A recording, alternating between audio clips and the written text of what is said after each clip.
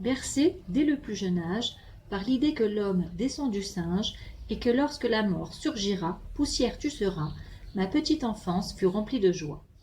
Quand l'âge de la raison arriva, à 7 ans, comme plongée dans mes pensées lors d'un court trajet qui me menait à mon cours de karaté, je me suis mise à songer que si un Dieu existait, alors aujourd'hui les portes du gymnase seraient fermées. Je l'invoquai et mon souhait s'est réalisé. L'insouciance m'a fait oublier ce fait. Puis plus tard, avec une amie de toujours, nous avions décidé de faire notre propre idée sur la création et nous inventâmes notre religion. Je lui soumis une idée pour louer notre bien-aimé, mais celle-ci fut refusée car déjà appliquée dans une religion révélée.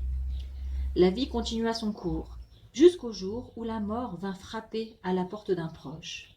Un proche qui ne m'était pas si familier, mais dont l'existence réduite prématurément m'a bouleversée. Elle m'a confrontée à la peur de cette immensité, d'un néant me paraissant béant. L'âge de l'adolescence a sonné. Je me suis mise en quête de mon identité. Je tentais d'intégrer un groupe que mes amis formaient, mais en vain. Je ne me sentais pas bien dans leur monde qui me paraissait malsain. Je partis alors à la recherche de mon identité, de ma vérité, afin de m'apaiser. Partie déterminée à acheter un livre dans lequel toutes les religions seraient exposées, je me suis mise à lire, à détailler chaque religion proposée. Ma raison et mon cœur, de manière innée, me dirigeaient vers un seul protecteur au fil de mes heures de labeur. Se dégagèrent alors les 3 religions monothéistes, celles qui ont un Dieu unique avec de nombreux prophètes en commun. Mais laquelle est la vérité? La première révélée, qui exclut plusieurs communautés et qualifie les anges ou certains prophètes comme fils de Dieu?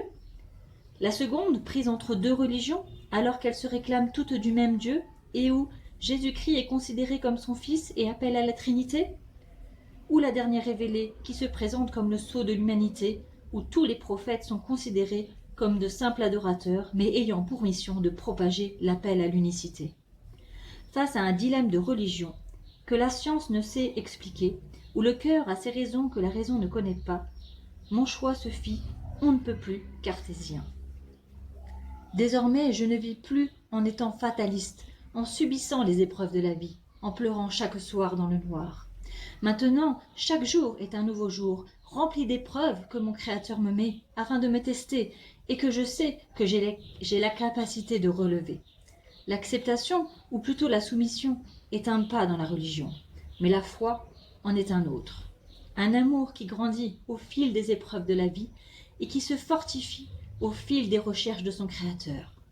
C'est à ce moment-là qu'une chaleur envahira le cœur et se reflètera sur le visage, telle une lueur pleine de bonheur.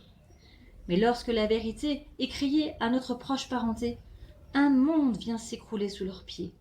Ils préfèrent dénier la vérité et rechercher ce qu'ils ont manqué dans l'éducation de leurs petits protégés, plutôt que d'admettre une évidence. La foi est une providence.